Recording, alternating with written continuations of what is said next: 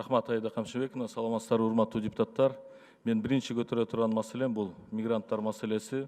Өзүңүздөргө белгилүү болгондой, өткөн жумада биздин мигранттар ушул Россиянын жолунда баратып, 4 жараныбыз Алмаз Акунжанович тирүүлөй ошол машинада күйүп кеткен. Бүгүнкү тапта ушул өкмөт тарабынан ушул биздин мигрант мекендештерибизге кандай жардамдар көрсөтүлдү? Кандай кылып кайсыл жерден мамлекет тарабынан мындан ары кандай жардамдар көрсөтүлөт? Ошол боюнча бир толук кандуу маалымат берип койсоңуздар жакшы болот. Себеби дегенде ал мигранттарыбыз ал жака жакшы же жыргап кеткен турмушунан барган жок. Ал жерден чындыгында үй бүлөсүн, ата энесин багам ошол жерде биздин жаш чырактай балдар ошондой үрөй учурган кырсыкка кабылып отурушат. Андан сырткары өзүңүздөргө белгилүү болгондой, мына Хабаровскийдеги болгон окуя. Ал жерде чындыгында биз Евразияске кирип атканда тең укуктуулук, ошондой эле акчанын эркин айланышы делген, бирок бүгүнкү күнү чектөө киргизилип атат. Ошондой эле рабочий силанын эркин айланышы делген, бүгүнкү күнү эмне болуп атат? Биздин мигранттар зордук зомбулукка кабылып атат.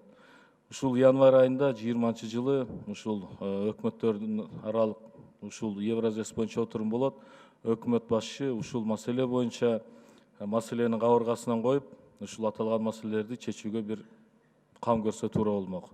Андан сырткары экинчи маселе бул чек ара маселеси, урматтуу Алмаз Акунжанович.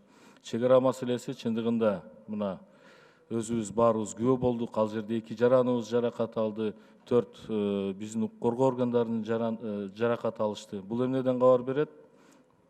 Биздин ушул чек ара кызматы, ошондой эле өзгөчө кырдаал кызматы ушул толугу менен эң оор делген ушул түштүккө толук кандуу көчүп барууга жана ошол жерде ишмердүүлүгүн жүргүзүүгө убакыт бышылып жетти дегенди билдирет.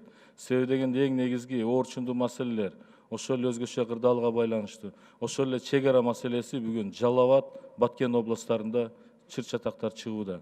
Ошон үчүн башкы командованиясы, штаб баары ошол эң оорчундуу деген биздин мамлекетибиздин чек арасында жакын ошол жактагы областка жайгашыш керек деп эсептейбиз жана сунуштайбыз. Андан сырткары ошол Баткенге байланыштуу маселеде ошол жактагы биздин жарандарыбызга айлык акысы, социалдык төлөмдөр, пенсиялар алдын ала жана убагында жаңы жылга чейин берилсе, бир топ социалдык маселелер дагы чечилет эле. Көңүл бурганыңыздарга рахмат.